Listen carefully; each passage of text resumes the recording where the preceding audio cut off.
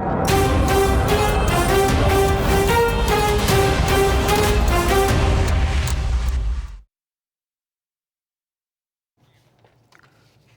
அனைவரையும் ஜெயா பிளஸ் தொலைக்காட்சியினுடைய ஏன் என்ற கேள்வி விவாத நிகழ்ச்சிக்காக நான் உங்கள் அனைவரையும் வரவேற்கிறேன். இந்நிகழ்ச்சியில் துறை சார்ந்த ஆளுமைகளுடைய எண்ண ஓட்டங்களை இன்றைய தலைப்பில் நாம் விரிவாக விவாதிக்க காத்திருக்கிறோம்.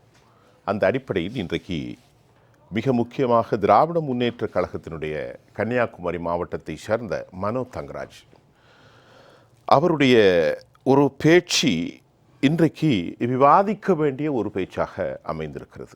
பெங்களூரில் நடைபெற்ற நெரிசல் கலவரத்தில் 11 பேர்கள் மரணித்தார்கள்.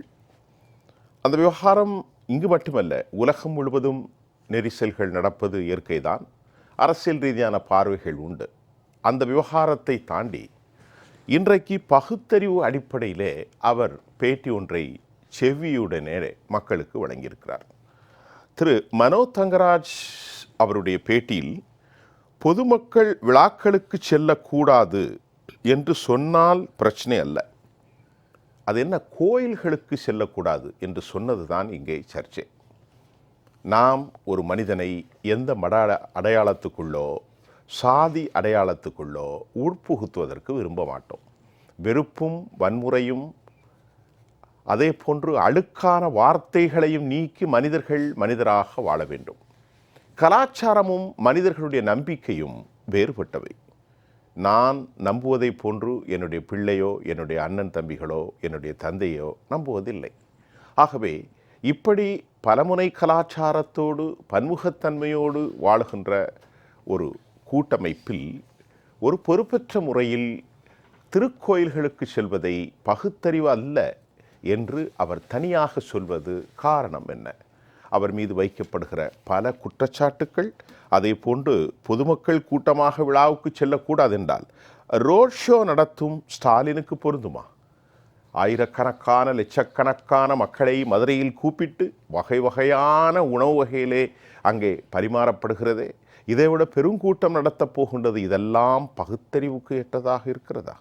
கேட்போம், வாருங்கள். நம்மோடு பேசுவதற்கு எழுத்தாளர், சமூக ஆர்வலர், காந்திய சிந்தனைவாதி ஐயா பாஸ்கரன் கிருஷ்ணமூர்த்தி, அதே போன்று பொது ஊடக ஆர்வலர், வரலாற்று ஆய்வாளர் திரு தேவப்பிரியா, அரசியல் விமர்சகராக தோழர் ராமன் அவர்கள், விஎஸ் ராமன், வழக்கறிஞர் திரு ராமநாதன்.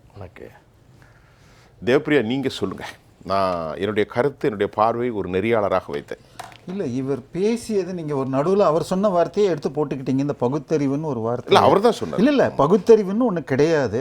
அறிவுன்னு சொன்னால் நல்லது எது கெட்டது எதுன்னு பார்க்கறது. ஸோ அப்போ பகுத்தறிவுன்னா பகுத்து இல்லாத அறிவுன்னு ஒன்று கிடையாது. ஸோ அந்த வார்த்தை பிரயோகமே தப்பு. மெய்யறிவுன்னு தான் ஒன்று உண்டு. அதாவது இறைவன் இருக்கிறான் என்பது மெய்மை. இந்த மனிதன் மீண்டும் பிறக்கிறான், பிறவாமல் இருக்கிறதுக்கு தவறுகள் செய்யக்கூடாதுங்கிறது மெய்மை. திருவள்ளுவர் என்ன சொல்றாருன்னா, உலகத்தார் உண்டு என்பது இல்லை என்பார், வையத்து அழகையா வைக்கப்படும். பெரியோர்கள் ஏற்கும் உண்மைகளை ஏற்காது இல்லை என்று சொல்பவனை இந்த உலகில் வாழும் போதே பேய் என்று வைத்து பார்க்கப்படுவார்கள் அப்படிங்கிறார். இப்போ இவர் இப்படித்தான் வைக்கணும். நீங்க சொன்ன மாதிரி இவர் பிறப்பால் ஹிந்து அல்ல, அது அவருடைய உரிமை. அதை நான் அதுக்கு முன்னாடியே சொல்லிட்டேன். இல்லை, ஆனால் நான் வழக்கு ரீதியாக சொல்கிறதா இருந்தால், டெக்னிக்கலாக சொல்கிறதாக இருந்தால், ஏற்கனவே திரு உதயநிதி ஸ்டாலின் அவர்கள் சனாதன ஒழிப்புன்னு பேசியதற்கு எதிர்த்து உச்சநீதிமன்றம் கண்டித்துள்ளது. ஆனால் இந்த தமிழ்நாட்டில் எஃப்ஐஆர் போடப்படவில்லை. அவரை எதிர்த்து 7 ஸ்டேட்டில் கேஸ் போட்டிருக்காங்க, தமிழ்நாட்டில் எஃப்ஐஆர் போடல. இன்னொரு அமைச்சர், மிக மூத்த அமைச்சர், கல்வித்துறையிலெல்லாம் பல நாள் இருந்தவர், பல 1000 கோடிக்கு கல்லூரிகள் நடத்துபவர், அவர் பேசி அவரை கட்சி பதவியிலிருந்து எடுத்து அப்புறம் உயர்நீதிமன்றம் கண்டித்த பிறகு திரு பொன்முடி அவர்களை இது அமைச்சர் பதவியிலிருந்து நீக்கியிருக்காங்க. இன்னைக்கு வரைக்கும் எஃப்ஐஆர் போடல. அது வாயில் ஏற்பட்ட மந்திரம், தேவையில்லாத பேச்சு. இப்போ அந்த பேச்சு தான் இருக்குது. இப்போ நிறுங்க. இப்போ நம்ம அவர் மீது மற்ற வழக்களை பேச முடியாது. இந்த தலைப்பை மட்டும் முதல்ல கொஞ்சம் பேசுவோம். பகுத்தறிவு என்றால் என்ன சார்? அறிவு என்று சொன்னாலே நல்லது எது கெட்டது எது, நல்லதை செய்வது அறிவு. இப்போ நான் என்ன தேவப்பிரியா, கொஞ்சம் விளக்கமாக, நம்ம டெய்லி பேசுகிறோம். ரைட்டு. இந்த நிர்வாகம் எனக்கு அவ்வளோ சிறப்பான வாய்ப்பு கொடுத்துருக்கு. ரைட்டு. என்ன பாருங்க, இந்த பிரபஞ்சத்தை படைத்து பரிபாலிக்கக்கூடிய சர்வ வல்லமை உள்ள பரமாத்மா ஒன்று இருக்கிறது நம்புகிறார்கள். அது கிறிஸ்தவம், இந்து, ஜெயினம், பார்சி, சீக்கியர்கள். இப்போ இவர் என்ன சொல்கிறாரு, பிரபஞ்சம் இயற்கையாக அப்போ பிரபஞ்சம் இயற்கையாக உருவானது, மனிதன் இயற்கையாக உருவானான், காடு மாடுகள் இயற்கை. நான் என்ன இல்ல, கேட்கிறேன், ஒரு வார்த்தை ஒரு நிமிஷம். இல்ல. அந்த பிரபஞ்சத்தை சர்வ வல்லமை கொண்ட சக்தி படைத்தது என்று எல்லா நம்பிக்கையாளர்கள் நம்புகின்ற போது அவர்களின் பார்வையில் இவர்கள் முட்டாள்கள், இவர்கள் பார்வையில் அவர்கள் பகுத்தறிவாளர்கள் இல்லையா? இப்போ இல்ல, பகுத்தறிவாளர் அந்த பேரே தப்பு. பைத்திய அறிவுன்னு வேணா சொல்லலாம். நாத்திகம் பேசுவது பைத்திய அறிவு, அதுதான் திருவள்ளுவர் சொல்றது. முதல்ல அதுக்கு பேர் பகுத்தறிவு இல்லை. ரேஷனலிசம்ங்கிறதுக்கு தமிழ் வார்த்தை பகுத்தறிவு அல்ல. முதல்ல அந்த தப்பை நம்ம விடணும். சரியா? ஏன்னா நான் சொல்லிட்டேன், திருவள்ளுவர் எழுதினது அவர்கள் இந்த உலகில் வாழும்போது பேய் என பார்ப்பார்கள், மக்கள் வைத்து பார்ப்பார்கள்ங்கிற அதை விட்டு அடுத்தது இவர் கூட்டம் சேருவதை தப்புங்கிறார்.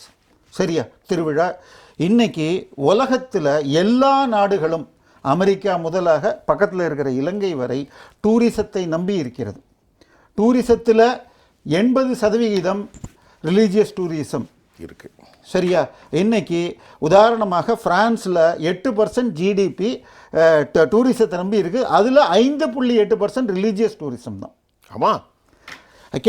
இது இன்னைக்கு ஜெருசலத்தில் வருமானம் போய் கிடக்கு. என்ன காரணம்? இஸ்ரேலுடைய 5.6% ரிலீஜியஸ் டூரிசத்தில் தான் வருகிறது. சவுதி அரேபியாவில் உங்களுக்கு கிட்டத்தட்ட 7% டூரிசத்தில் வருது. 20% நான் ஆயில் ஜிடிபி ஃபுல்லாக டூரிசத்தை ஹஜ் டூரிசத்தில் தான் வருது. இன்னைக்கு 35 லட்சம் பேர் கூடுறானே சார். நான் ஒரு நிமிஷம், இன்னைக்கு நம்ம உட்கார்ந்துருக்கோம்ல, இன்றைக்கு ஷெட்டை போட்டு சவுதி அரேபியாவில் மக்காவில் மினாங்கிற இடத்துல 35 lakhs people gather. அப்போ அது பகுத்தறிவா இல்லையா? இல்ல, அது உங்கள்கிட்ட கேட்கல, மனோ தங்கராஜ். இல்ல, இன்னைக்கு சாயந்தர பேப்பர்ல உங்களுக்கு இந்த பக்ரீத்துக்காக வாழ்த்து சொல்லி திரு ஸ்டாலின் அவர்கள் அறிக்கை கொடுத்திருக்காரு. அப்ப அவர் கொடுத்திருக்கிறது அறிவுள்ள செயலா இல்லையா? நான் அந்த பகுத்தறிவுங்கிற வார்த்தையே எனக்கு சரியில்லாத வார்த்தை. நீங்க என்ன சொல்றீங்க? பகுத்தறிவுனா எல்லாத்துக்கும் அப்ளை ஆகணும்ல? ஆமா. அடுத்தது சரி சார், இவர் நான் நம்பிக்கை இல்லாதவன்னு வச்சுக்கிறாருன்னு வச்சுக்கணும். இப்போ நம்ம ஸ்டாலின் ஐயா போகிற இடத்துலலாம் என்ன சொல்லுவார்? தமிழில் பேர் வையுங்கன்னு. இவர் அந்நிய மதத்தில் இருக்கார். இவருடைய எந்த ஒரு குழந்தைக்கும் தமிழில் பெயர் வைக்கல. ஹீப்ருவோ லத்தீன் வார்த்தைக்கு தான் பேர் வச்சிருக்காரு. ஏன் அதை வச்சாரு? அடுத்தது திருவிழாவுக்கு போகக்கூடாதுன்னு இன்னைக்கு சொல்றாரு. உதயநிதிங்கிற என்ன பேச்சு? சம்ஸ்கிருத வார்த்தை உதயம், நிதிங்கிறது அவங்க இன்னைக்கு ஆசியாவிலேயே மிகப்பெரிய பணக்காரங்களாக தான் அவங்க ஃபேமிலியில் நிதின்னு இருக்கணும். அது சம்ஸ்கிருத வார்த்தை. உதயநிதி, உதயநிதி, ஆமா, நிதி, உதய சூரியன் இரண்டுமே சம்ஸ்கிருத வார்த்தைகள். உதய சூரியன் ரெண்டுமே சம்ஸ்கிருத வார்த்தை. கருணை, நிதி ரெண்டுமே சம்ஸ்கிருத வார்த்தை தான். இல்லை, அதுக்குள்ள வேண்டாம். ஸோ இப்போ இன்னைக்கு இந்த திருவிழா கூட்டத்தில் சேரக்கூடாதுங்கிற 2022 மனோ தங்கராஜ் அவர்கள் கன்னியாகுமரியில் அங்கே இருக்கிற முருகன் கோயில் தேர் திருவிழாவில் நான் வடம் இழுப்பேங்கிறாங்க. உள்ளூர் மக்கள் ஐயா நீ மாற்று மதம் வேண்டான்னு சொன்னால் இல்லை நான் தான் இழுப்பேன்னு இழுக்கிறார். ரூலு எதிர்த்து பலர் போட்டி போட்டு அங்கே கைதும் ஆனார்கள். இவரோடு வந்தவர்கள் இறைவன் மீது நம்பிக்கை இல்லாத செருப்பு போட்டுக்கிட்டு தேர்கிட்ட நின்று. நான் கேட்குறேன் ஒரு நிமிஷம். சரி, இந்து மத கோயிலில் ஒரு முஸ்லீமோ ஒரு கிறிஸ்டினோ போனால் என்னதான் தப்பு? நான் ஒரு நெறியாளராக கேட்குறேன். இப்போ ஒவ்வொரு மதங்களும் நல்லது தானே. ஒரு சர்ச்சுக்குள்ளே ஒரு ஹிந்து போகலாம், ஒரு மசூதிக்குள்ளே ஒரு ஹிந்து போகலாம். இதில் என்ன தப்பு இருக்குது? போகக்கூடாதுன்னு அது என்ன கடும் கோட்பாடுன்னு கேட்கேன். இப்ப நம்பிக்கை பண்றா போயிட்டு போனா முருகன் கோயில்ல போய் நம்பிக்கை உள்ளவர் நம்பிக்கைக்காக போனால் பிரச்சனை இல்ல. அது சாஸ்திரமா சடங்கா? இல்லை, நான் இதை உங்களுக்கு பைபிள் வசனம் சொன்னால், மோசஸ் கதையில் அவர் ஒரு புதர்கிட்ட போறப்ப இங்க இறைவன் இருக்கிறான், நீ சுத்தம் இல்லை வராதுன்னு சொல்லி இருக்கு. அது போல அப்ப வேற மதத்தில் உள்ளவன் ஆகம கோவில்களில் அந்த சுத்தத்தோடு இருக்கிறவன் தான் வரணுங்கிறதுக்காகத்தான் அந்த இது வச்சிருக்கு. அதனாலதான் பைபிளும் ஒரு நிமிஷம், அதனாலதான் ஜாகிர் ஹுசேன் ஸ்ரீரங்கத்தில் அவ்வளோ நாம் ஆனாலும் அவரை உள்ள அனுமதிப்பதற்கு பெரும் சிக்கல் ஏற்பட்டது நரசிம்மன் என்று சொல்லிக்கொண்ட ஒரு தனி மனிதனால. இல்லை சார், அவர் அதுக்கு மீறி பல தவறுகள் செய்தார். கோயில் கோபுரத்து மேலெல்லாம் ஏறி இன்னொருத்தர் ஆர்கியாலஜிஸ்டோட போனதும் எனக்கு தெரியும். யாரு? ஜாகிர் ஹுசேன். அவர் இது அரசு பதவியில் இருந்து கொண்டு பெண்களோடு சில தவறான விஷயங்கள் செய்தார்னு இது உண்டு. நம்ம தனிப்பட்டு பேச வேண்டியதில்லை. நான் சொல்றது இது எல்லா மதங்களிலும். இது சவுதி அரேபியாக்குள்ள மெக்காக்குள்ள நான் போக விட என்னையும் விட மாட்டாங்க, ஜித்தாவோட. சரி, ஸோ இதுதான் உங்களுக்கு தெரியும். எல்லா மதத்திலையும் அங்கங்கே கட்டுப்பாடுகள் உண்டு. இன்னைக்கும் திருப்பதியில் யார் வேணா போகலாம். ஒன்று நீ மாற்று மதத்தான இருந்தால் கையெழுத்து போட்டு போகணும். நான் இப்போ வெங்கடாஜலபதியை வணங்குகிறேன். ஆனால் அதை போடாமல் திருட்டுத்தனமாக சோனியா காந்தி முதல் இது YSR ரெட்டி வரை. சோனியா காந்தி இந்து ஆயிட்டாங்களே சார். அவர் ராகுல் காந்தி சோம்நாத் கோவிலுக்கு வந்த பொழுது அவர் அந்நிய மதத்தை சேர்ந்தவர்னு சொல்லி அவரோடு வந்தவர் எழுதி கையெழுத்து போட்டிருக்காரு. இன்னைக்கு அது ரெக்கார்டில் இருக்கு. சார், இப்போ நானா தங்கராஜ் விஷயம் பேசிட்டோம், வரேன். ரெண்டாவது பேசுவோம். சார் நீங்கள் சொல்லுங்கள் சார், இன்னைக்கு தலைப்பு என்ன? இதுதான். இல்லை, இப்போது ஐயா வந்து நிறைய திருக்குறள் மேற்கோள் காட்டுறதுனால எனக்கு ஒரு திருக்குறள் நினைவுக்கு வரும். ஞாபகம் வருது. சொல்வன்மை அதிகாரத்தில் அருமையான அதிகாரம். திருவள்ளுவர் ஒன்று சொல்லியிருப்பாரு, சொல்லுக சொல்லிற் பயனுள்ள, அதான் சொல்லற்க சொல்லில் பயனில்லா சொல் தேவையில்லை. அப்படிங்கிறது. ஆமாம், வெறும் பேச்சு பேசாத. என்ன ஒரு முக்கியமான விஷயம்னு உங்களுக்கு தெரியும், திருக்குறளுங்கிறதே மொத்தமே 7 வார்த்தைங்க தான். ஆமாம். அந்த 7 வார்த்தைகளில் கூட தேவையில்லாமல் 2 சொற்கள் மீண்டும் மீண்டும் வரதை எத்தனை பேர் கவனிச்சிருப்பாங்கன்னு தெரியல. ஆக்சுவலாக சொல்லுக பயனுள்ள, சொல்லற்கா பயனில்லா சொல் சொல்லியிருந்தால் போகிறோம். ஆனால் நடுவில் 2 முறை சொல்கிறார் திருவள்ளுவர்.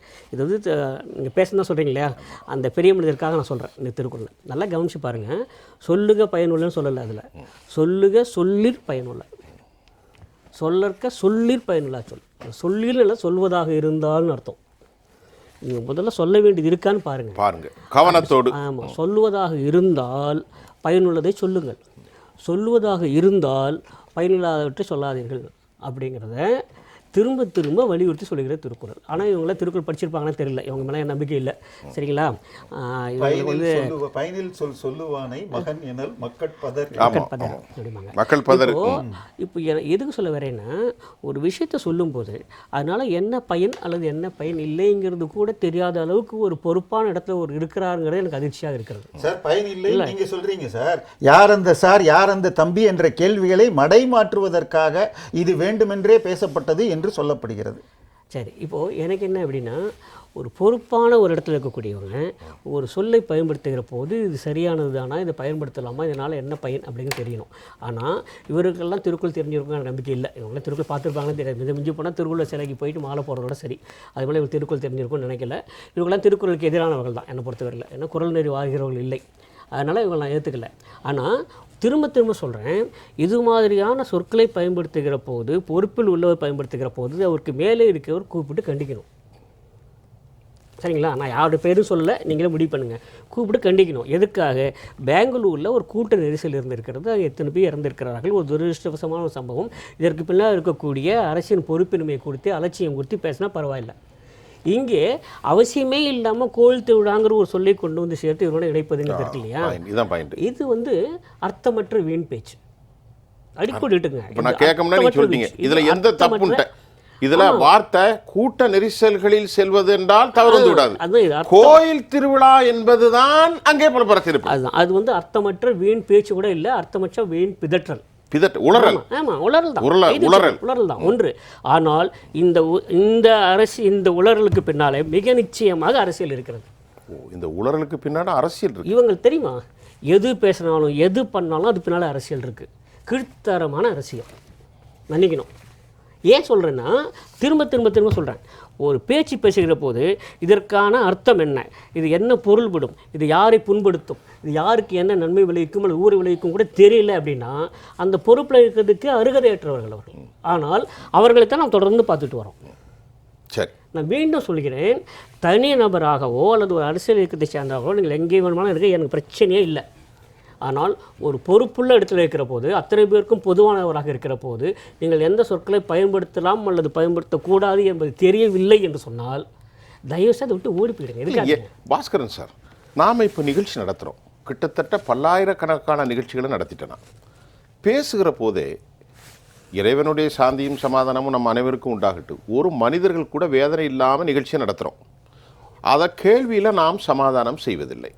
உளறலாக பிதற்றலாக தேவையற்ற வார்த்தைகளை பேசினால் சர்ச்சைக்கு உள்ளாகும். சரி, ஒரு சாமானிய நெறியாளர், ஒரு சாமானிய மனிதன். ஆனால் அதே அறநெறி எனக்கு இருக்கு, உங்களுக்கு இருக்குல்ல. ஐயா ஒண்ணு, இதுல பொன்முடி என்கின்ற பெரிய பேராசிரியர், துரைமுருகன் என்பவர் பெரிய கருணாநிதி காலத்து நண்பர், அதே மாதிரி மனோ தங்கராஜ், இவர்கள் இப்படி பிதட்டி கொண்டே இருப்பதற்கான காரணம் என்ன? அரசியல் தான், வேற என்ன? அரசியல் ஆதாயம் இருப்பதாக அவர்கள் நினைத்துக் கொண்டிருக்கிறார்கள். சரிங்களா? நான் திரும்பவும் சொல்றேன், அரசியல் பேசுங்கள், உங்களுக்கு அத்தனை உரிமையும் இருக்கிறது, எல்லா உரிமையும் இருக்கு, நிச்சயமா இருக்கு.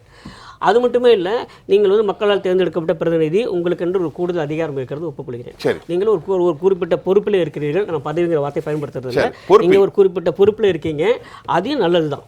ஆனால் இத்தனையும் வைத்துக்கொண்டு மிகச் சாதாரண ஒரு மனிதன் கூட பேச தயங்குகிற விஷயத்தை எல்லாம் சகட்டு மேலுக்கு பேசிக்கொண்டு போகிறீர்களே, இது எந்த வகையிலே நியாயம்? இப்போது நான் சொல்கிறேன், இவர்களே கூட இதே ஒரு விஷயத்தை கூட்ட நெரிசல் தொடர்பான கூட்ட நெரிசல் மேலாண்மை தொடர்பான அறிவார்ந்த கருத்துக்களை சொல்லியிருந்தால் இன்றைக்கு நேரம் அவரை பற்றி நான் கட்டுரை ஒரு நல்ல விஷயம் சொல்லியிருக்கலாம், நான் கட்டுரை பொதுவாக சொல்லியிருக்கலாம். எங்கள் கூட்ட நெரிசல் மேலாண்மைன்னு என்ன இங்கே இருக்குன்னு நினைக்கிறீங்களா? இங்கே இருக்குன்னு ஒத்துப்பீங்களா? நிச்சயமாக இல்லை. இப்போ கூட சொல்கிறேன், கூட்ட நெரிசல் மேலாண்மையை பற்றி உங்களுக்கு எதுவும் தெரியுமா என்னாலும் தெரியாது.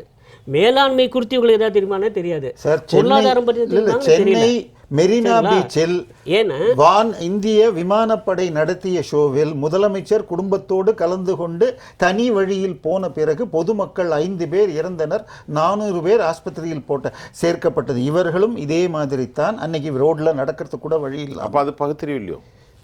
அதுதான் சொல்லணும். ஒரு அரசாங்கத்துக்கு நாம ஏன் ஓட்டு, ஏன்னா இதையெல்லாம் ஞாபகம் வந்துடக்கூடாதுன்னு தான் இந்த மாதிரி. பாஸ்கரன் ஐயா, ஒரு அரசுக்கு ஏன் ஓட்டு போடுறோம்? மக்களை பாதுகாப்பது, பொது நெறிமுறைகளை பிரச்சனைகள் இல்லாமல் பார்ப்பது, சட்டம் ஒழுங்கை எல்லாம் அரசை தானே குறை சொல்லணும். அரசு தானே நீ குறை சொல்லணும், பொதுமக்களை எப்படி குறை சொல்ல முடியும்? அதுதான் இப்போ நான் திரும்ப சொல்கிறேன். நீங்கள் பாருங்களேன், இவர்களுக்கு இதெல்லாம் தெரியாது என்று நான் சொல்வதற்கு காரணம் என்னென்னா, செய்தித்தாள்களில் அவருடைய பேச்சுகளை பார்த்து தான் நான் சொல்கிறேன். தனிப்பட்டவங்க யாருமே தெரியாது, அவள் எப்படிப்பட்டவங்க தெரியாது.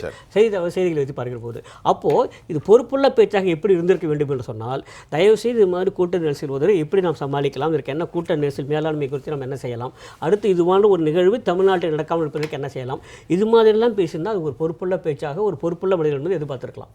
அப்படி இல்லைங்கிறதுனால தான் நமக்கு கோவம் வருது. சரிங்களா? வேற யாராவது பேசவும் தெரியல, பொறுப்புல இருக்கிறவங்க பேசக்கூடாது. கேள்வி கேட்கிறோம் சார். வேட்பாளராக நிற்கும் போதே பதவி இது அவன் கொடுக்குற வாக்குமூலத்திலே இது கொடுக்குறப்பயே அஃபிடவிட்லேயே நான் இந்திய அரசமைப்பு சட்டத்தின் மீது நம்பிக்கை வைத்து அனைவரையும் பொதுவாக பார்த்து இது பண்ணுவேன்னு இதுலேயே இருக்கு. அஃபிடவிட்ல கொடுக்குறப்பயே அது கொடுத்தாகணும். திரு ராமன், கடைசியில் நம்ம சந்திரசேகர் நம்ம ராமநாதன் போகிறேன். இப்போது உங்களுடைய மாவட்டத்தை சார்ந்தவர் திரு மனோ தங்கராஜ், பொறுப்பில்லாமல் பேசுகின்ற பொறுப்பிட்ட தலைவர்கள்.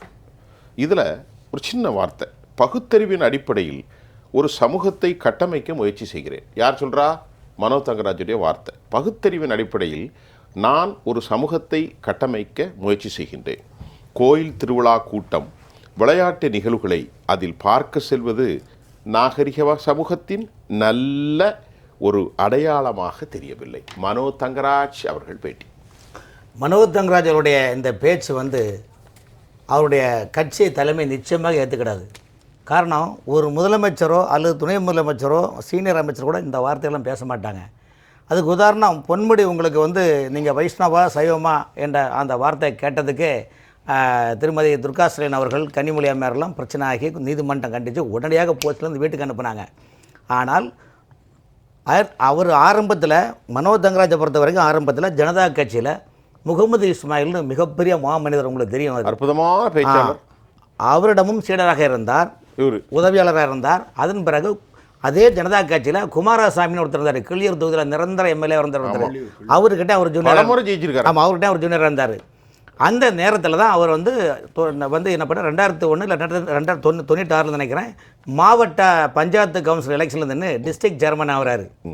அதன் பிறகு திமுக ஆட்சி அடுத்த 2006 என்ன பண்ணுறாருன்னா, திமுகவில் இணைந்து அங்கே மாவட்ட டிஸ்ட்ரிக்ட் சேர்மன் ஆகிறாரு. யார்? தங்கராஜ், மனோ தங்கராஜ். ஸோ ஜனதா கட்சி அப்புறம் திமுகவில் பதவிக்காக திமுக இணைறாரு. கொள்கையை மறந்து ஜனதா கட்சின்னு அவங்களை அந்த காலத்தில் எப்படி பெரிய மொராஜ் தேசோடைய கட்சின்னா சாதாரண விஷயம் கிடையாது. ஏர் உழவனாச்சே. ஆமாம், அப்படிப்பட்ட ஒரு தியாக சிந்தனை உள்ள அந்த கட்சியில் இருந்துக்கிட்டு அடுத்தது வந்து அவர் திமுகவில் ஜனதா கட்சியிலேருந்து திமுகவில் வராரு. அதன் பிறகு என்ன பண்ணுறாருன்னா 2011 பத்மநாபபுரம் சட்டமன்றத்தில் எம்எல்ஏ எலெக்ஷனில் இருந்து ஜெயிக்கிறாரு. ஜெயிச்சவொன்னே தான் ஒரு விதவை பின்னண்டம் ஆடியோ உரையாடி, வாரியா புஷ் சம்மதமா நான் இந்த கூட வர சம்மதமான பிரச்சனை ஆகி அந்த ஆடியோ ட்ரெண்டிங் உரையாகி பல முன்னணி டிடெக்டிவ் செய்திகள்லாம் வெளியிட்டோன்னா எல்லாமே காவல்துறை வச்சு மிரட்டல் உருட்டல் திரட்டல் பண்ணிட்டு இருந்தாங்க. இது காலங்கள். அடுத்து 2021 அவர் தேர்தல் நிற்கிறாரு, ஜெயிக்கிறாரு. அங்கே யாருமே ஜெயிக்கலாதுன்னா அவர் மந்திரி ஆகிறாரு. மந்திரி ஆனப்புறம் என்ன நிலைமை தெரியுமா ஐயா? குமரி மாவட்டத்தை பொறுத்தவரையும் மதம் தான் அங்கே மெயின். ஆனால் அதே நேரத்தில் மதம் சார்ந்த வாழ்க்கை அவர்களுக்கு மதம் சார்ந்த வாழ்க்கை, மதத்தோடு பின்பற்றக்கூடிய அவரவர்கள் மதத்துக்கு இறைவனை பக்காவாக வந்து இது பண்ணுவாங்க. ஆர்சி ரோமன் கத்தோலிக்கும் சரி, அங்கே சிஎஸ்ஐயும் சரி, கடலோர மீனவர்கள்லாம் பார்த்திங்கன்னா அங்கே ஆர்சி கிறிஸ்தவர்கள் தான். அந்த மாதிரி ஒரு வாழ்க்கையில் வந்து யாரும் சண்டை கிண்டலும் போகிறதே கிடையாது. ஆனால் மனோ தங்கராஜ் மந்திரி ஆன பிறகு அவருடைய மகனான ரோமன் தங்கராஜ் என்ன பண்ணார்னா, அவரே தனக்கு தானே, அதாவது தமிழகத்தினுடைய கலைஞர் மு.க. ஸ்டாலின், அடுத்து உதயநிதி, இன்பநிதி எப்படி திமுகவுடைய வாழையடி வாழையாக ஒரு குடும்ப ஆட்சி எப்படி வருகின்றதோ அதே போல் குமரி மாவட்டத்தை குத்தகைக்கு எடுத்து புறநை நாட்டு மன்னன் போல் நானே ராஜா நானே மந்திரி என்று குமரி மாவட்டத்துடைய 6 சட்டமன்ற தொகுதியின் நிர்வாகத்தில் ஊராட்சி, பேராட்சி, நகராட்சி, மாநகராட்சி, பொதுப்பணித்துறை, நெடுஞ்சாலைத்துறை, அத்தனை மணல் மேட்ரு, குவார மேட்ரு, கல்குவாரி, ரேஷன் அரிசி, இத்துக்கு மொத்த அந்த குமரி மாவட்டத்தினுடைய அரசு துறை இயந்திரங்களை தன் கைவசம் வைத்துக்கொண்டு மக்களும் அரசியல் கட்சிகளும் கதம் என்று பயந்து போயிருந்தாங்க சார். வாழ்க்கையில் வந்து நமக்கு என்ன நடக்குமோ அடுத்த கட்ட அதிகாரம் பயந்து போய் என்னென்னா நாங்கள் சிஎம்முக்கு ரொம்ப க்ளோஸ் பண்ணிட்டு சிஎம் நான் சொன்னதான் கேட்பாருன்னு சொல்லி ஒரு நிலைப்பாடை, பொய்யான கற்பனையான ஒரு நிலைப்பாடை அவர் உருவாக்குறாரு. இந்த நேரத்தில் பார்த்தா தொடர்ந்து வந்து குமரி மாவட்டத்தை பொறுத்த வரைக்கும் இதுவரைக்கும் எந்த அரசியல் தலைவர்களோ, இன்னும் உதாரணம் சொன்னால் ஜார்ஜ் பொன்னி அவர்கள் கூட மதம் சார்ந்த அவருடைய கருத்தை பேசுவார் தவிர்த்து அவர் ஹிந்துக்களை வெறுத்தது கிடையாது. ஹிந்துக்கள் நிகழ்ச்சியில் அவர் கலந்து கொள்கின்றார். ஆனால் நல்ல கவனிங்க, ஓப்பனாக பேசுவோம். சித்தப்பா ஹிந்து, பெரியப்பா எல்லாம் ஆமா கிறிஸ்டின், ஆமா சம்பந்தமும் நடக்கும். உண்மைதான். என்ன ஹிந்து கிறிஸ்டின் எல்லாம் ஒண்ணா தான். ஆனால் இவ்வளவு யாரும் எங்கே மத வெறித்தனத்தை காட்டுவதில்லை. எப்படி காட்ட முடியும்? மனோஜ் தங்கராஜ் அவர்கள் அந்த அமைச்சராக வந்த பிறகு அடங்கமறு அத்துமீறு என்ற வசனம் சில கட்சிகளுக்கு இருப்பது, அதே மாதிரி அந்த அரசு இயந்திரத்தை தனக்கு சாதகமாக பயன்படுத்தி மக்களை தினசரி சொல்லலாய் தூரங்களை ஆழ்த்தி கொண்டிருக்கின்றார்கள். நீங்கள் 4 ஆண்டு காலம் குமரி மாவட்டத்தில் மலைகளை பாருங்கள், மணல் கனிவளங்களை பாருங்கள் சார். 9 மணி ஆனால் விடிய டாரஸ் லாரி கன்னியாகுமரி. அது நம்ம 2வது டாபிக் இருக்கு, டாரஸ் லாரி கதெல்லாம் இருக்கு. ஆமாம். அப்புறம் வந்து என்ன, அது மாதிரி அவர் சார்ந்த பாலில் பார்த்தீங்கன்னா ஆவினும் அமுலும் ஒன்றாக பிறந்தாள், ஆவினும் அமுலும் ஒன்றாக பிறந்தாள், ஒன்றாக வளர்ந்தாள். ஆனால் அதே மனோஜ் தங்கராஜ துறையான ஆவின் இன்று அறிவியல் கூடத்தில் இருக்கும் எலும்பு கூடாகிவிட்டது. ஐயா, கர்நாடக மாநில நந்தினி அரசாங்க பால் நிறுவனம், எங்கேயோ போயிட்டு பால் நிறுவனம் யார்கிட்ட பயிற்சி பட்டாங்க தெரியுமா? ஆவின்ட்ட வந்து கற்றுக்கிட்டாங்க. அன்னைக்கு ஆவினில் கற்றுக்கிட்டு போது 16 லட்சம் லிட்டர் தான் அவங்க சேல்ஸு.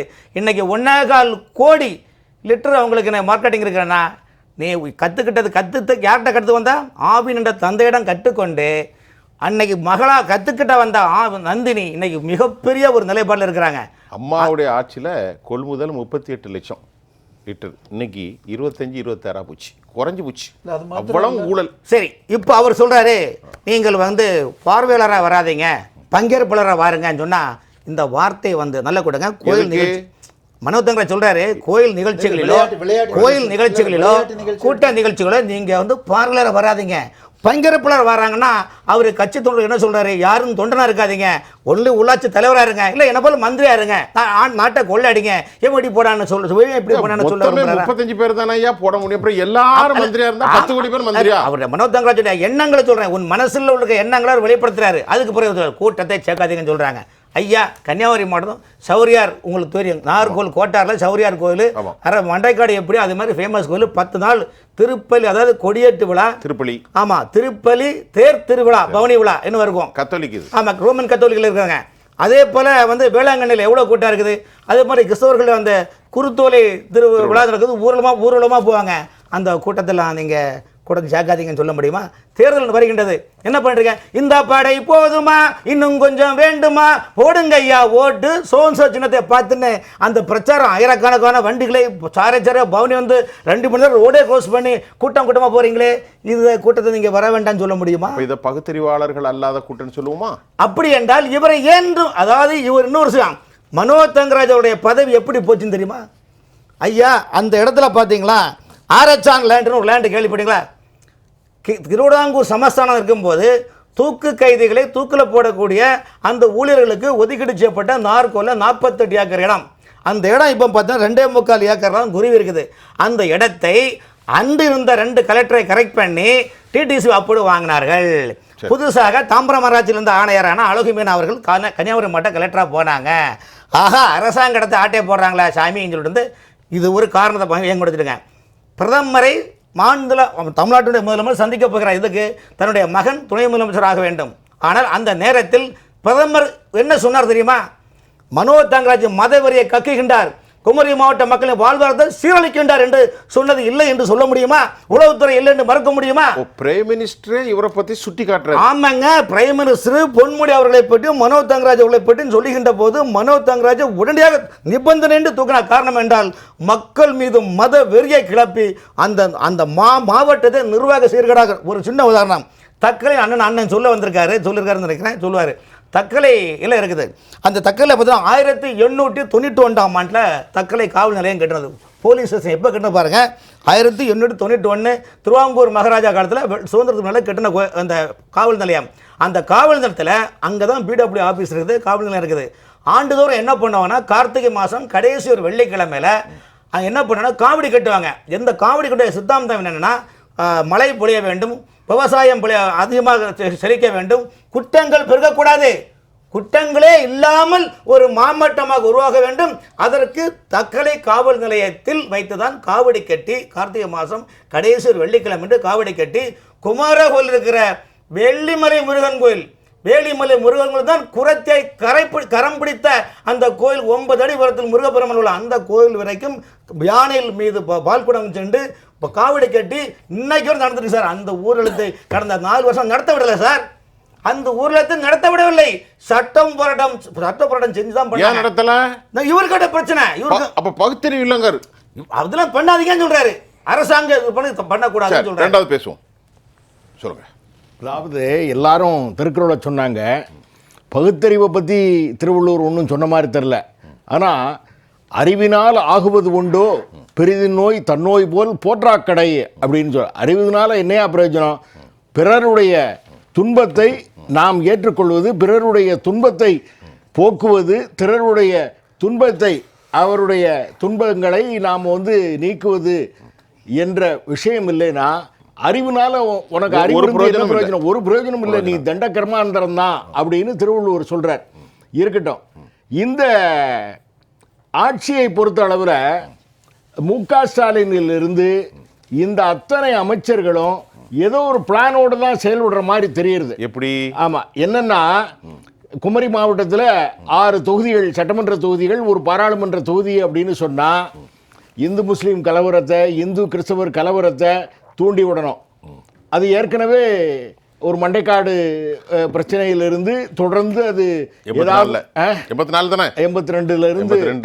82லிருந்து ஐயா பெரியவர் தானலிங்க நாடார்லேருந்து அந்த பிரச்சனை இருக்கிறது அப்படின்னு சொன்னால், இவர் இன்னைக்கு கோவிலில் யாரும் கூட்டம் கூடக்கூடாது அப்படின்னு சொன்னால் எதிர்தரப்பிலிருந்து யாராவது, அப்போது ஐயா சொன்ன மாதிரி இது பள்ளிவாசலில் கூட்டம் இன்னைக்கு இஸ்லாமிய பெருமக்களுக்கு இன்னைக்கும் நாளைக்கும் பக்ரீத் ஈத் முபாரக். நான் பேசும்போதே சொன்னேன், இடைவெளிக்கு அப்புறம் நம்ம பேசுவோம். கேள்வி சொல்லிட்டு ரெண்டாவது பதில் சொல்லுங்க.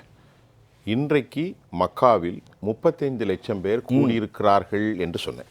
நல்லா கவனிங்க. ஆமாம், இந்த கூட்டங்கள் கூடுவது எல்லா இடங்களிலும் உண்டு. ஆமாம், பள்ளிவாசல்கள், சர்ச்சுகளில், ஹிந்து மதங்களில் அதிகமாக இருக்குன்னா இன்றைக்கி மக்கள் அதிகமாக வாழுகிற மக்கள் இந்தியாவில் இந்துக்கள் கூட்டங்கள் இருக்கிறது. ஆமாம், அது மட்டும் இல்லாமல் கர்பலா போரில் லட்சக்கணக்கான மக்கள் ஷியா பிரிய முஸ்லீம்கள் எங்கே கொடுக்குறார்கள்? ஈரானில் கொடுக்குறார்கள். ஈரானில் தொழிலாளர் பேரணிகள் இருக்கு பாருங்க. தென்காசிலேயே ஐசா ஆர்லின்னு, அதாவது அப்ப இன்னொன்று பேரறிஞர் அண்ணா அவர்கள் இறந்த போது 10 லட்சம் பேர் கூடினானே, அவன்லாம் முட்டாளா? அதுதான். ராமநாதன் சார் தொடருங்க. அதாவது ஒவ்வொரு மாவட்டத்திலையும், அதாவது எல்லா இடங்களிலும் மக்கள் கூடுறதுக்கு வர இந்த அமைச்சரை பொறுத்த அளவில் இவர் ஊழலில் சம்பந்தப்பட்டிருக்கிறார் அப்படின்னு சொல்லி பதவி நீக்கம் செய்து அவரை ஓரமாக ஒதுக்கி வச்சுருந்தாங்க. அல்லது ஊழல் செய்தும் கூட முதல் குடும்பத்திற்கு சரியானதை கப்பம் கட்டலை அப்படின்னு சொல்லி கூட ஒதுக்கி வச்சுருந்துருக்கலாம். இன்னைக்கு நான் சந்தேகப்படுறது, ஒவ்வொரு மாவட்டத்திலையும் இந்த மாதிரி ஏதாவது ஒரு அமைச்சரை அவர் கோவில் திருவிழாவில் மக்கள் கூடக்கூடாது, கோவில் திருவிழாவில் கூடினா இந்த மாதிரி மக்கள் சாகக்கூடிய நிலைமை வரும் அப்படின்னு சொன்னால் உடனே என்ன செய்வாங்கன்னா, யாராவது, அதாவது இன்றைக்கி பொறுப்போடு நடந்துக்கிட்டு இருக்காங்க, யாராவது ஒருத்தர் இன்றைக்கி இஸ்லாமியர்கள் இன்றைக்கும் நாளைக்கும் பக்ரீத்து கொண்டாடுறாங்க அப்படின்னு சொன்னால், தியாக திருநாள் நடத்துகிறாங்க அப்படின்னு சொன்னால் உடனே அதில் கூட்டு பிரார்த்தனை நடத்தலாமா அப்படின்னு ஒருத்தர் கேள்வி கேட்டுருவார். உடனே அதை வைத்து அரசியல் நடத்துவது. ஏதாவது இவர் ஆர்சியா அல்லது பெந்தே கோசைவா அல்லது சிஎஸ்ஐயா என்பது எங்களுக்கு தெரியல. ஒவ்வொருத்தரையும் இந்த மாதிரி ஆர்சி கூட்டம் கூடக்கூடாது அப்படின்னு சொன்னால் ஒவ்வொருத்தரையும் ஏதாவது ஒரு பதட்டத்தில் வைத்துக்கொண்டு அவர்களை கிளர்ச்சி எழ வைத்துக்கொண்டு அவர்களுக்கு ஏற்றார் போல இதை பாருங்கள், இந்த மாதிரி எதிர்த்தாப்பில் ஒருத்தர் கேள்வி ஏற்றுவார், ஏதாவது தக்கலையில் கேள்வி வைப்பார், பத்மநாபபுரத்தில் கேள்வி வைப்பார், இப்படி மார்த்தாண்டத்தில் கேள்வி வைப்பாருன்னா இப்படி இதையெல்லாம் சொல்லி எதிர்வினை ஆற்றக்கூடிய வேலைகளை இவர்கள் பயன்படுத்தி கொள்ளலாம் என்று இந்த அமைச்சரை வைத்து திட்டம் போடுகிறார்கள். இந்த பொதுக்குழு கூட்டத்திற்கு பின்னால் தான் இப்படியெல்லாம் பேச ஆரம்பிச்சிருக்கார், மதுரை பொதுக்குழுவுக்கு பின்னால். அதே மாதிரி தென் மாவட்டங்களில் தென்காசி, திருநெல்வேலி, தூத்துக்குடி, இந்த மாதிரி மதுரை வரையும் உள்ள தென் மாவட்டங்களில் தாழ்த்தப்பட்ட சமுதாய மக்களை கையிருந்தால் தானடா பைக் ஓட்டுவேன் அப்படின்னு சொல்லி வெட்டுறாங்க. அப்போ யாரையாவது ஒரு சமுதாயத்தை போலரைஸ் செய்து அவர்களுடைய ஓட்டை பெற வேண்டும். நாங்குநேரில் வீடு பூந்து வெட்டுறாங்க, அவன் போலீஸ் ஸ்டேஷனில் போய் சொன்னால் அவனையும் வெட்டுறாங்க. இந்த மாதிரி இதில் சாமான் கொடுக்கக்கூடாதுன்னு சங்கரங்கோவிலில் சொன்னாங்கன்னா கொடுக்கக்கூடாது, அதை போலீஸ் ஸ்டேஷனில் வந்து சொன்னால் அதற்கும் வன்முறையை காட்டுகின்றார்கள் அப்படின்னு சொன்னால் ஒவ்வொரு மாவட்டத்திலும் சட்டமன்ற உறுப்பினர்களையும் எம்பி எம்எல்ஏ அமைச்சர்கள் இவர்களை வைத்து இந்த சாதி கலவரத்தையும் மத கலவரத்தையும் இவர்கள் தூண்டுகின்றார்களோ என்ற அச்சம் ஏற்படுகிறது. அதே மாதிரி தான் பொன்முடியை பார்த்தீங்கன்னா 5 ரூபா 10 ரூபா அப்படின்னு சீப்பாக பேசி அது ஒரு பெரிய விஷயமா ஆனதுனால அவரை பதவியை விட்டு நீக்கினாங்க. ஆனால் அவருடைய கொள்கை தான் திராவிட முன்னேற்ற கழகத்தை பொறுத்தளவில் இந்த மாதிரி ஆபாசமாக பேசுவது, கேவலமாக பேசுவது, வன்முறையை தூண்டும் வகையில் பேசுவது எல்லாம் திராவிட முன்னேற்ற கழகத்தின் வாடிக்கையான ஒன்று தான். அப்படிங்கிறதுனால எல்லா மாவட்டத்திலையும் இங்கே பார்த்தீங்கன்னா சென்னை மாவட்டத்தில் சேகர் பாபு அவர்களுடைய மகளே ஒரு வேற்று சமுதாயத்தை சேர்ந்த அந்த தனிப்பட்ட விவகாரத்தை விட்டுருங்க, பொதுவாக சமூக அவசியத்தை பேசுவோம். எடுத்துக்கிறேன் அவருடைய பிள்ளைகளை, அது நமக்கு தேவையில்லை. அது சமூக பதட்டம், மக்களுக்கிடையே இணக்கத்தை உழைக்கக்கூடிய எல்லா விவகாரங்களையும் பொறுப்புள்ள அமைச்சர்கள், அதான் திரு பாஸ்கரன் சார் அவர் சொன்னாங்க, பொறுப்பில்லாமல் பொறுப்புள்ள பகுதியில் பொறுப்பெல்லாம் கிடையாது உங்களுக்கு. அதாவது இந்து சமுதாய கோவில்களில் வேற்று சமுதாயத்தை சேர்ந்தவர்கள் கும்பிடலாமான்னு நீங்க கேட்டேன். என்னை பொறுத்தளவு கும்பிடலாமான்னு இல்லை, ஏன் அனுமதிக்க மறுக்கிறீங்க? என்னை பொறுத்தளவில் அனுமதிக்கலாம். உள்ளே வந்து இழிவு பிரச்சாரம் செய்யக்கூடாது, அவர்கள் வேற்று மத பிரச்சாரம் செய்யக்கூடாது, அவர்கள் வணங்கணும்னு அஃபிடவிட் போடணும்னோ இல்லை, அல்லது அவர் ஏன்னா அவன் நம்பிக்கை வச்சு தானே உள்ள போறான். உள்ள போறான், சும்மா போக மாட்டான். வேணா பிரச்சனை கலப்பண்ண போனா அவனை பிடிச்சி உள்ள போடலாம். ஆனால் உண்மையிலேயே நான் நம்புறேன்னு போனா அனுமதி பண்ண வேண்டியதானே. நீங்க இந்துவா இருந்தா தான் போகலாம், அப்படி ஒன்றும் சொல்ல வேண்டிய அவசியம் இல்லை. ஆனால் என்னுடைய தனிப்பட்ட இந்து தர்மத்தில் அப்படி எதுவுமே இல்லை. ஆமா, இந்து தர்மத்தில் இந்து தர்மத்தை பொறுத்தவரை இந்த விவகாரம் அல்ல, எல்லா தர்மங்களிலும் அப்படித்தான் இருக்கிறது. நம்முடைய ஆட்கள் கொஞ்சம் சாம்பிராணி போடுறாங்க. பேசுவோம். பாஸ்கரன் சார் சொல்லுங்க. நிறைய அரசியல் ரீதியாக நிறைய பேசப்பட்டது. எனக்கு திரும்ப ஒரு விஷயம் திரும்ப சொல்லுறேன். இந்த அரசு எங்கே மிகப்பெரிய தவறு இழைக்கிறது அப்படின்னு பார்த்தா, ஏராளமான தவறுகள். மக்களுக்கு வேண்டிய பல திட்டங்கள் செயல்படுத்தப்படவில்லை, மக்களுடைய கோரிக்கைகள் நிறைவேற்றப்படுவதில்லை, எத்தனையோ பெரியவர்கள் எவ்வளோ போராட்டங்கள் நடத்தி விட்டார்கள், ஆனாலும் எதுவும் நடப்பதாக தெரியவில்லை. இது மாதிரி நிறையா இருக்குது, சரிங்களா? ஆனால் இதெல்லாம் மீறி ஒன்று நான் பார்க்குறேன். கடந்த சுமார் 3-4 ஆண்டுகளாக ஏற்கனவே சொன்னது தான், பொறுப்பில் உள்ளவர்கள் பொறுப்பற்ற முறையிலே பேசி வருகிறார்களே, இதை ஏன் யாருமே தடுக்க முனையவில்லை அப்படிங்கிற ஒரு கேள்வி தொடர்ந்து வந்துட்டுருக்கு. இப்போ கூட அதுதான் வந்துட்டுருக்கு.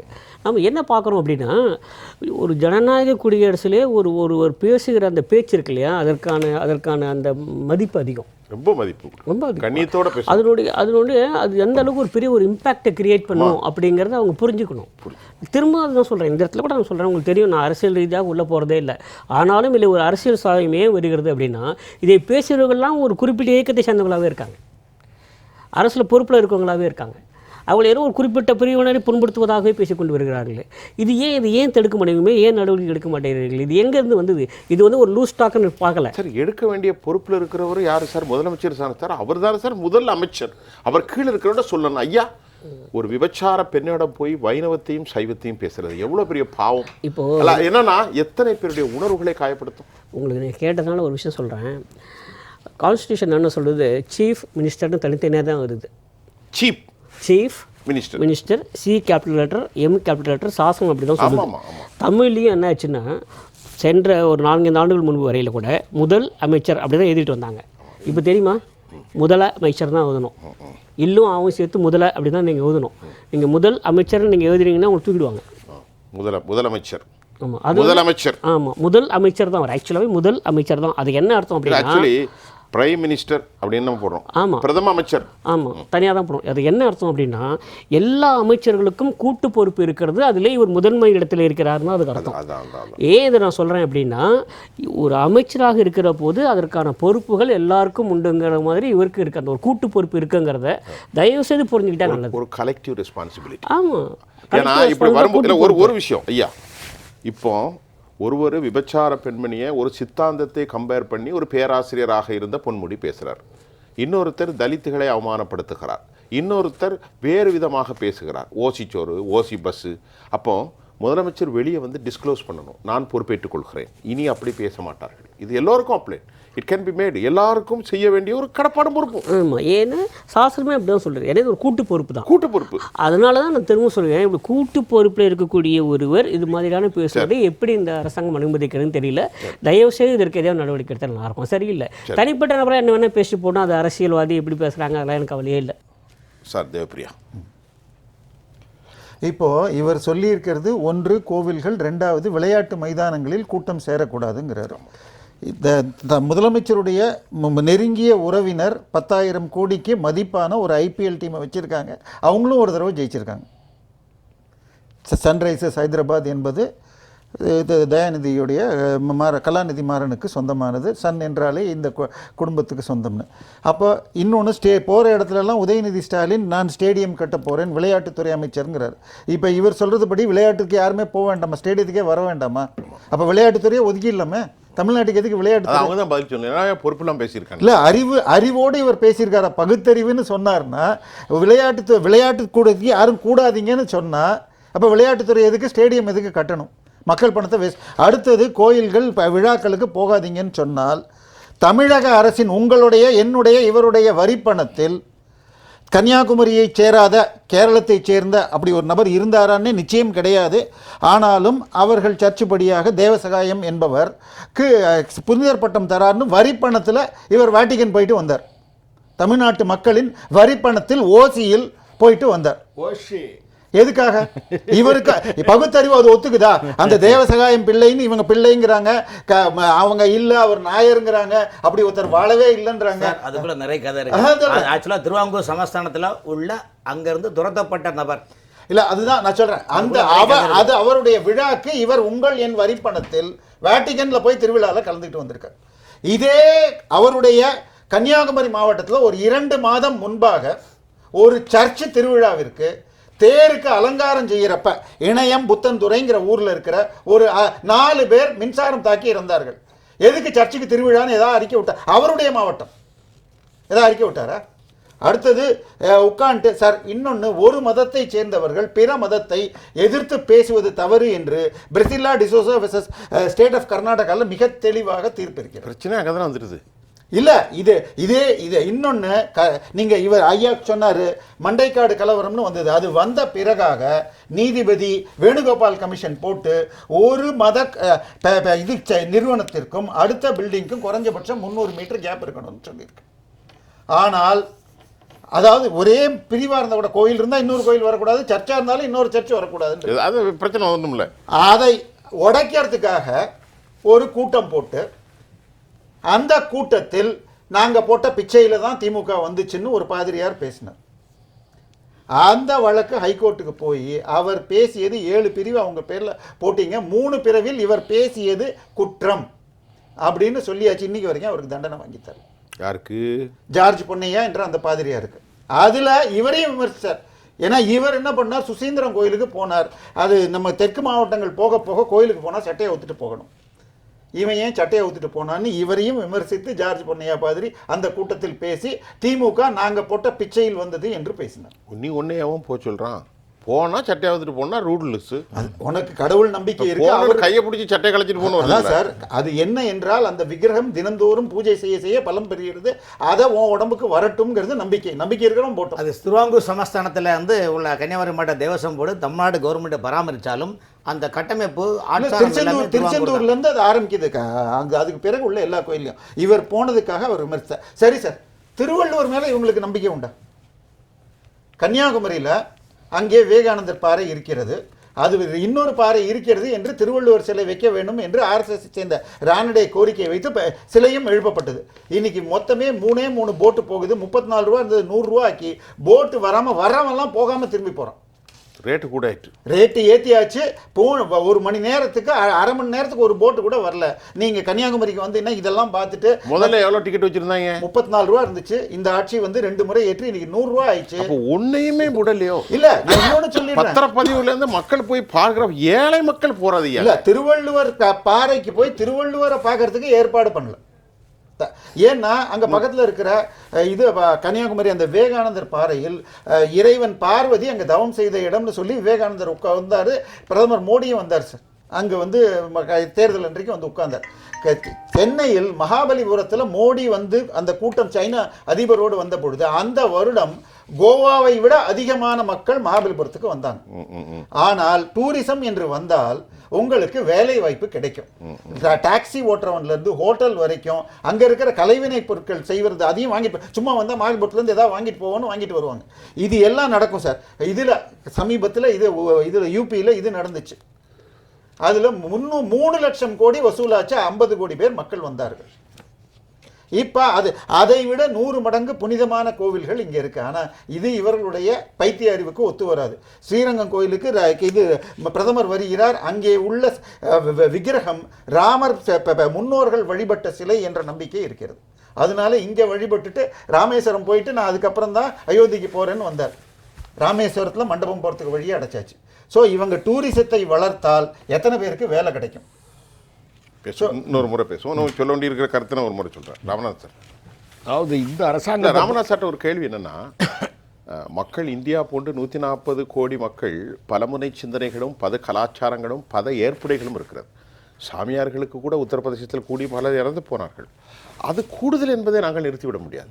அதை சரியாக ஒழுங்கமைக்க வேண்டிய சீரமைக்க வேண்டிய பொறுப்பு இருக்கிறது. அதைத்தான் அவர் சொல்ல வேண்டுமே தவிர விளையாட்டுத் திறன்களில் கூடுனது, பகுத்தறிவு காட்டுறது, திருக்கோயில்களில் கூடுறது, இதை எப்படி நீங்க சொல்லுவோம்? அதாவது இந்த திராவிட முன்னேற்ற கழகத்தினுடைய அரசாங்கம் இன்னைக்கு வந்து அவங்க கட்சி பொதுக்குழு கூட்டம் நடத்துனாங்க அப்படின்னு சொன்னால் அந்த சாக்கடையை மதுரையில் சாக்கடையை தூர்வாராமல் அந்த சாக்கடை பூரம் துர்நாற்றம் அடிக்கிறது அப்படின்னு சொன்னால் முதலமைச்சர் வருகின்ற பாதையிலெல்லாம் கிட்டத்தட்ட 10 கிலோமீட்டரில் அவங்க வந்து ஒரு அவர்கள் துணியை வைத்து கட்டி முதலமைச்சருக்கு தெரிஞ்சு விடக்கூடாதான். இந்த தமிழ்நாட்டினுடைய அழகு யாருக்கும் தெரிஞ்சு விடக்கூடாது அப்படிங்கிறதுனால இவங்க வந்து இந்த மாதிரி செய்கிறாங்க. இந்த சட்டம் ஒழுங்கை காப்பாற்றுவதில் இவர்கள் வந்து பயன்படுத்தினால் சட்டம் ஒழுங்கு காப்பாற்றப்படும். நிறைய பேர் தொழில் செய்ய வருவான். நிறைய பேர் அந்த எல்லா மக்கள் மகிழ்ச்சியோடு வாழ்வாங்க. ஆனால் இவர்கள் பதட்டத்திலேயே வச்சுக்கிட்டு இருக்கணும் அப்படின்னு நினைக்கிறாங்க. நீங்கள் கூட கேட்டீங்க, எல்லா துறையிலையும் விலையை ஏற்றிட்டாங்களா அப்படின்னு சொல்லி. பாருங்க இருக்கிற இப்போ தெரியாது. தேவபிரியன் ஐயா சொன்னாங்க 34 ரூபாய் 100 ரூபாய்க்கு போட்டாங்க. ஆமாம், 34 ரூபாயை 100 ரூபாய் ஆக்கிடுவாங்க. 3 மடங்கு எல்லாமே பஸ் கட்டணத்திலிருந்து அவங்க மின் கட்டணத்திலிருந்து பால் விலை, மோர் விலை, தயிர் விலை எல்லாத்தையுமே கூட்டி விட்டார்கள் என்றால் தாய்மார்கள் இந்த விலைவாசி உயர்வை எல்லாம் பேசுவார்கள் அப்படிங்கிறது அவங்களுக்கு தெரிகிறது. அப்போ இந்த அமைச்சர்களை விட்டு ஒவ்வொரு மாவட்ட அமைச்சரும் ஏதாவது மக்கள் விரோத கருத்துக்களை, மக்கள் விரோத செயல்களை தொடர்ந்து செய்து கொண்டிருந்தால் இதைத்தானே பேச வேண்டியிருக்கும். அந்த மாவட்டத்தில் என்ன பேசுவாங்க? இந்த மாதிரி மனோ தங்கராஜ் பேசிவிட்டார் அப்படின்னு பேசுவாங்க. அப்பாவு போய் ஏதாவது அங்கே பேசினால் அவர் அந்த மாவட்டத்தினுடைய சபாநாயகர் என்ன பேசுகிறார் அப்படின்னு சொல்லி அங்கே பேசுவாங்க. அதே மாதிரி இவர் தெரிஞ்சோ தெரியாமலோ 30,000 கோடி முதல் குடும்பமே அடித்து விட்டது அப்படின்னு பிடிஆர் பழனிவேல் தியாகராஜன் பேசுகிறார் அப்படின்னு சொன்னால் அதை பற்றி அந்த மாவட்டத்தினுடைய மக்கள் பேசுவார்கள். இந்த விலைவாசி உயர்வையோ சட்டம் ஒழுங்கு பிரச்சனையோ இதையெல்லாம் பேச மாட்டார்கள் என்று திட்டமிட்டு இந்த வன்முறையை திராவிட முன்னேற்ற கழகத்தினுடைய அரசாங்கமும் திராவிட முன்னேற்ற கழகத்தினுடைய கட்சியும் வடிவமைக்கிறதோ சந்தேகம் இருக்கிறது. ஒரு சின்ன கேள்வி. 2017-18 ஒரு நீண்ட அறிக்கையை மனோ தங்கராஜ் விட்டுருக்காரு. அதில் அவர் என்னென்ன அமைப்புகளை ஏற்படுத்தணும், எப்படி கனிம வள கொள்ளைக்கலாம் நாங்கள் பாடுபட்டோங்கிறத நிறைய சொல்லியிருக்காரு ஆட்சியில். அந்த அறிக்கையை நீங்கள் படித்து பாருங்க. 2017, 18, 19, 20, 21 அதை நான் இப்போ வாசிக்கல, என்கிட்ட இருக்கு தரவு. நான் தரவு இல்லாமல் நிகழ்ச்சி நடத்த போகிறது இல்லை. ஆனால் கேளுங்க, தமிழ்நாடு டிஎம்கே கவர்மெண்ட்ல மணல் மாஃபியாக்களுடைய அதிகமாக போகிறதுங்கிற உரிமையாளர்கள் மாநில மணல் லாரி உரிமையாளர் கூட்டமைப்பு ஒரு அறிக்கை விட்டுருக்காங்க. அதுல 1 லட்சம் மணல் லாரி கனிமங்கள் கர்நாடகாவுக்கு கடத்தல் டன்னேஜ் 1 லட்சம் ஆமா. ஒரு நாளைக்கு 4000 ஆமா ஆமா ஆமா. 1000க்கு மேற்பட்ட லாரிகள் கேரளாவுக்கு கடத்தல். ஆமா, தென்காசி 4000 கிரஷர்கள் அனுமதி இல்லாம இயங்குகிறது மணல் லாரி அசோசியேஷன் சொல்லுது. ஆமா. இவர்கிட்ட தங்கராஜ்கிட்ட கேட்டா அவர் சொல்றாரு, கர்நாடகா உங்க ஸ்டேட்ல அவர் சொல்றாரு, என்னையா கன்னியாகுமரியில் எப்படி போத நீ இவ்வளோ அமைப்பு வச்சிருக்கீங்களேன்னு கேட்டால் அவர் சொல்கிறாரு, ஒரு மாநிலத்திலிருந்து மற்றொரு மாநிலத்திற்கு கனிம வளம் கொண்டு செல்வதை தடுக்க சட்டத்தில் இடமில்லை அப்படிங்கிற. அதாவது தென்காசி செங்கோட்டை அந்த புளியரை செக் போஸ்டில் இருந்து ஆயிரக்கணக்கான லாரிகள் மணல் கொள்ளையாகவும் அல்லது கனிம வள கொள்ளையாகவும் தினந்தோறும் கேரளாவுக்கு போகிறது. கேரளாவில் ஒரு பிடி மணலை எடுத்துட முடியாது. ஏனென்றால் மணல் தான் அந்த நீரை தேக்கி வைக்கக்கூடிய அந்த விஷயத்தை செய்யும் அப்படின்னு சொல்கிறதுனால கேரளாவில் தண்ணீர் பஞ்சமே வருவதில்லை. ஆனால் தமிழ்நாட்டில் அத்தனை மணலையும் இவங்க சுரண்டி விடுவதால் எல்லாம் தண்ணி பஞ்சம். இன்னைக்கு மழை பெய்யுறது. ராமநாத் சார் இது சொல்லிட்டு நான் ராமன் சார் ஒரே ஒரு விஷயம், கேரளாவிலிருந்து நமக்கு வரக்கூடிய பிரசாதம் என்ன அப்படின்னு சொன்னா கோழி கழிவுகள், மருத்துவ கழிவுகள் மொத்தமா கொண்டு வந்து தமிழ்நாட்டில் போடுறாங்க. ஏதோ ஊர் மக்களா பார்த்து ஒரு இடத்துல 2 இடத்துல பிடிச்சிட்டாங்கன்னா அவர்களையும் எஃப்ஐஆர் போடாத அளவிற்கு இந்த அரசாங்கம் பார்த்து கொள்கிறது.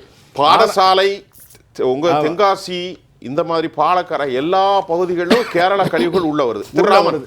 தடுப்பதற்கு எந்த முயற்சியும் செய்வதில்லை. நான் கேட்ட கேள்வி அவர்கிட்ட கேட்டல. மனோஜ் தங்கராஜ் அவர்கள் ஆரம்ப காலத்தில் எப்படின்னா அந்த ஜனதா கட்சியில் இருந்து அப்படியே படிப்படியாக திமுகவில் தன்னை மாவட்டத்தில் ஒரு பெரிய சமூக ஆர்வலர் என்ற ஒரு முத்திரை குத்ததுக்காக இயற்கையை பாதுகாக்க வேண்டும், வனங்களை பாதுகாக்க வேண்டும், காடுகளை பாதுகாக்க வேண்டும், கழிவுகளை அப்படிலாம் தெருவில் கொட்டக்கூடாது, அது எப்படிலாம் செய்யணுமோ இப்படிலாம் அப்படி செய்யுங்கன்னு ஒரு பெரிய சீனை போட்டு பரவாயில்லையே ரொம்ப வித்த படித்தவர் பொழுதுன்னு எல்லாரும் நம்ப வச்சார். அதன் பிறகு அமைச்சர் ஆனவர்னா அவர் சொன்னது எல்லாமே என்ன ஆகி போச்சுன்னா, என்னடி மீனாட்சி சொன்னது என்னாச்சு, நேற்றோடு நீ சொன்ன வார்த்தை காத்தோடு போயாச்சுன்னு நிலைப்பாடு ஆக்கி அங்கே இன்றைக்கி நடந்துட்டு இருக்கிற ஒன்றும் இல்லைங்க. மாண்புமிகு தமிழக முதல்வர் கடந்த 4 ஆண்டு காலம் குமரி மாவட்டத்தில் சர்வே எடுங்க, மலைகளை போய் பாருங்க, தாயின் மார்பத்தை கிழித்தெடுத்து அனுப்பிட்டுருக்கோம். அதே மாதிரி இருக்குது சார் கன்னியாகுமரி மாவட்டத்தில். நீங்கள் நாகர்கோவிலேருந்து நீங்கள் அந்த மரத்தாண்டம் வரைக்கும் உள்ள மலைகளை பாருங்க, கண்ணீர் வந்துடும் உங்களுக்கு. இப்போ கண்ணீர் வந்துடும் சார். நாங்கெல்லாம் குறைச்சிட்டோங்கிறாங்க சார், குறைச்சிட்டாங்க, மலையை குறைச்சிட்டாங்க, மலைகள் மட்டும் ரோடு சார். நைட்டு 9 மணி இப்போ நீங்கள் போனீங்கன்னா உயிருக்கு no guarantee no warranty. China பொருள் மாதிரி குமரி மாவட்டத்தில் நீங்கள் நாகர்கோவிலேருந்து திருவனந்தபுரம் ரோட நீங்கள் பைபாஸ் ரோட நீங்கள் பிடிச்சிட்டிங்களா, காரில் போனாலோ பைக்கில் போனால் நோ கேரண்டி நோ வாரண்டி. ஏன்னா 9 மணிக்கு பிறகு விடிய லேட்டஸ்ட் ஒரு ஊரே அள்ளி கொண்டு போகிற டாரஸ் லாரி சார், நவீன Taurus lorry, latest Taurus lorry கொண்டு 24 மணிக்கூர் எப்படி ஸ்ரீபெரும்புத்தூர்ந்து துறைமுகம் போகிறது கண்டெய்னரில் அந்த கார் எப்படி உற்பத்தி எக்ஸ்போர்ட் பண்ண கொண்டு போகிறாங்களோ துறைமுகம், அதே மாதிரி விடிய யாரும் எதுவுமே கண்டுக்கிடக்கூடாது. அந்த ஒரு 6-7 மாதம் மந்திரி பதவி எல்லாம் இருந்தார் பார்த்தீங்களாங்க. அப்போ தாங்க அந்த இயற்கை வளங்கள் கனிம வளங்கள் பிடபிள்யூ எல்லாமே சைலண்டாக இருந்தாங்க. திரும்பவும் அங்கே என்ன ஆகி போச்சுன்னா வந்தோன்னா திரும்பவும் கைவரிசை காட்டுறாங்க. ஏற்கனவே குமரி மாவட்டத்தில் பார்த்தீங்கன்னா அங்கே அண்ணன் சொன்ன மாதிரி நீங்கள் கனிமவள அந்த லாரி அசோசியேஷன் மண்ணை எடுக்கக்கூடிய லாரி அசோசியேஷன் எல்லாம் பயந்து போயிருக்கிறாங்க. காரணம் அவ்வளவு, அதாவது ஒரு பிள்ளையை கூட ஒரு நல்லவர்களாக நீங்கள் கட்டமைப்பிக்கல. தகப்பன் 8 அடினா பிள்ளை 10 அடி சாய்ஞ்சி நிர்வாகத்தை குட்டிச்சவராக்கி கம்ப்ளீட்டாக லேண்ட் டீலிங்கு, குளங்கள், ஆறு, ஏரி மொத்தமாக சுவாக எந்த நிலைப்பாடும் உள்ள கிடையாது. மத பண்டிகையில கூட மத சம்பிரதாயத்தில் குமாரகோவில் முருகன் கோயிலில் அந்த கோயிலில் கூட பிரச்சனை, தேர்தலுக்கு பிரச்சனை, ஏகப்பட்ட பிரச்சனை, வழக்குகள். அது மாதிரி மண்டைக்காடு கோயிலில் இப்போ சமீபத்தில் நடந்த கொடையில் சார் ஒவ்வொரு ஆண்டுதோறும் அங்கு யானை மீது பவனி கடலில் போய் அங்கே தீர்த்தம் எடுத்துகிட்டு மண்டைக்காடு பகுதியில் போகிறது வழக்கம். இந்த மாதிரி அனுமதி கிடையாது சார். இதுவரைக்கும் இவர் மந்திரி ஆனால் அடுத்த செகண்டில் அங்கே எல்லாமே குமரி மாவட்டத்தில் டோட்டலாக அந்த ஆமையை தலைகுப்புறப்பட்டது மாதிரி உள்ள நிலைப்பாடு உருவாச்சு. குமரி மாவட்டத்தை பிறகு மதத்தில் ஆர்வமாக இருந்தாலும் யாரும் மத ரீதியாக சண்டை போடுற மக்களும் அங்கே கிடையாது சார். எல்லாருமே நீங்கள் அதுக்கு எது ஒரு சின்ன உதாரணம் சொல்கிறேன். நீங்கள் தமிழ்நாட்டில் 36-38 மாவட்டம் இருக்குது.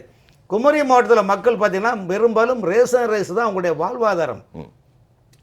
மிரகசாசி 100 ரூபா 50 ரூபா சால மீன் கிடைக்கும். சால மீன் தான் உங்களுக்கு அந்த அது ஏழைகளுடைய மீன், மத்தி சாலைன்னு சொல்லுவாங்க. உங்கள் அண்ணனுக்கு அது தெரியும் நினைக்கிறேன். அந்த சாலை மீன் தான் உங்களுடைய வாழ்வாதாரம்.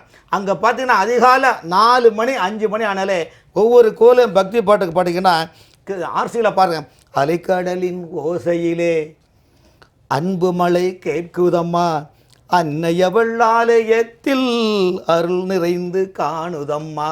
அதே முஸ்லீம் பாட்டில் பாருங்க, நீங்கள் அண்ணல் நபி பொன்முகத்தை கண்கள் தேடுதே, அந்த ஆவலினால் காவலின்றி இதயம் வாடுதே. திருஞான சம்பந்தர் தேவாரம் பதிகம் கொடுத்த திருஞான சம்பந்தர் ஞானப்பால் கொடுத்தவர். அவர் அதாவது எதுனா மனோ தங்கராஜ் அங்குள்ள மக்களை எந்த அளவுக்கு வாட்டி வதைக்கிறார் என்பதை நான் ஞானசம்பந்தர் பாடலை நான் பாடுகிறேன். அதை பாடி காட்டுற வேற வழி இல்லை. என்னென்னா, காதலாகி கசிந்து கண்ணீர் மல்கி ஓதுவார் தம்மை நன்னெறி மொய் பொய்ப்பது வேதம் 4னும் மெய்பொருள் ஆவதும் நாதன் நாமம் நமச்சிவாயவேன்னு சொல்லி ஆன்மீக சிந்தனை கொடுக்குறாங்க. பாட்டை பாடி அவருக்கு நல்ல புத்தி அதுதான் உண்மை. எப்படி படிச்சா தெரியாது. ஆமா, இப்ப நீங்க இந்த பாட்டெல்லாம் பாடி ஆண்டவரே எந்த மதமும் ஆயுதத்தை எடுன்னு சொல்லல, அன்பை தான் போதிக்கின்றன. அப்படிப்பட்ட அன்பை போதிக்கின்ற குமரி மாவட்டத்தில் மதவெறிகளை தூண்டி மத கலவரத்தை ஏற்படுத்தி அது மூலம் வாக்கு வங்கிகளை உருவாக்கும் நினைக்கும் அங்க உள்ளது. ஆகவே முதலமைச்சர் இந்த விஷயத்தில் எச்சரிக்கையா இருக்க வேண்டும். நீங்கள் முதலமைச்சர் திரும்பவும் சொல்றேன், மனோ தங்கராஜுடைய ஒவ்வொரு நிர்வாகத்திலும் பார்த்தீங்கன்னா அரசு துறை பேத்தெடுத்து உள்ளார்கள், கனிம வளங்கள் அடித்து உள்ளார்கள்.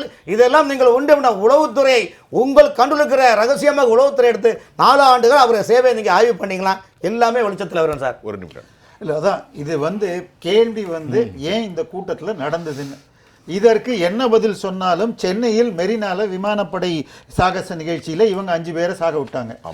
ஏஆர் ரஹ்மான் பாட்டு நிகழ்ச்சின்னு இது ஈசிஆர்ல போட்டப்ப சிஎம் கான்வாய் நின்று போச்சு. சிஎம் கான்வாய் 50 நிமிடம் நின்றது. என்ன பெரிய பாதுகாப்பு இருக்கு. ஒரு சினிமா பட ரிலீஸ்ல புஷ்பாங்கிற படத்துல கூட்ட நெரிசல்ல இருந்திருக்காங்க. அப்ப சினிமா தியேட்டர்லாம் முடியலாம இவங்க குடும்பமே சினிமாவை நடத்துது. சார், ஒரு ஹைகோர்ட்ல போய் ஒரு கோயில்ல 2 பிரிவு சண்டை போடுது, எங்களால சேஃப்டி கொடுக்க முடியாது, அதனால திருவிழா நடத்த வேண்டாம்னு இந்த கவர்மெண்ட் சொல்லிச்சு, ஹைகோர்ட் சொல்லிச்சு. நீ நடத்துறியா, நான் மத்திய இவனை கண்டதேவி கோவில்ல தேர் திருவிழாவை நீ நடத்தலைன்னா நான் சென்ட்ரல் போலீஸை வச்சு நடத்துறேன்னு நடத்த வச்சாங்க. செக்யூரிட்டி கொடுத்து மக்களை பாதுகாத்து நடத்த வேண்டியது உன் பொறுப்பு. அதை விட்டுட்டு மத கலவரம் தூண்டி 2 பிரிவுகளாக மக்களை பிரித்து அத்தோடு யார் அந்த சாரும் தம்பியும் ஒன்றா என்றெல்லாம் இன்று கேள்விகள் வருகிறது. அதை மடைமாற்றவும் மக்களை இது செய்யறதுக்கும் தான் இது திட்டமிட்டு பேசப்பட்டுள்ளது. இது திட்டம் தான், திட்டமிட்டு பேசப்படுகிறது. நேர்களே, இன்றைக்கு நம்ம பொதுமக்கள் கூட்டமாக திருவிழா கோயில்களுக்கு செல்லக்கூடாது, விளையாட்டு திடல்களில் கூடக்கூடாது என ஒரு அமைச்சர் பகுத்தறிவாதம் என்று வாதத்தை வைத்தார். நம்முடைய ஆளுமைகள் மத ஒற்றுமையோடு இந்த நிகழ்ச்சியை நாங்கள் நடத்தினோம். அந்த அடிப்படையில் அனைவரும் சமமாகவும் எந்த ஒரு கலச்சூழ்நிலையும் பிறருடைய உணர்வுகளையும் பிறருடைய நம்பிக்கையும் சிதிகிலமடைய செய்யக்கூடாது என்கின்ற கடும் எச்சரிக்கையை தமிழ்நாட்டு மக்களின் சார்பாக எமது ஆளுமைகள் காற்றொலியிலே யாரில் பொறுப்பில் இருக்கிறார்களோ அவர்கள் பொறுப்போடு நடந்து கொள்ள வேண்டும் என்ற சுப செய்தியை இந்நிகழ்ச்சி வாயிலாக உங்களுக்கு தருகிறோம். நிகழ்ச்சியில் எம்மோடு பேசிய மரியாதைக்குரிய ஐயா பாஸ்கர் கிருஷ்ணமூர்த்தி, தேவப்பிரியா ராமநாதன், VS ராமன், உங்கள் அனைவருக்கும் உளப்பூர்வமான மீண்டும் மற்றொரு களத்தில் நான் உங்களை சந்திக்கின்றேன். அதுவரை உங்கள் அனைவர்களிடமிருந்தும் நான் உங்கள் சுஃபியான், ஜெயா பிளஸ் தொலைக்காட்சிக்காக நன்றி. மீண்டும் சந்திப்போம்.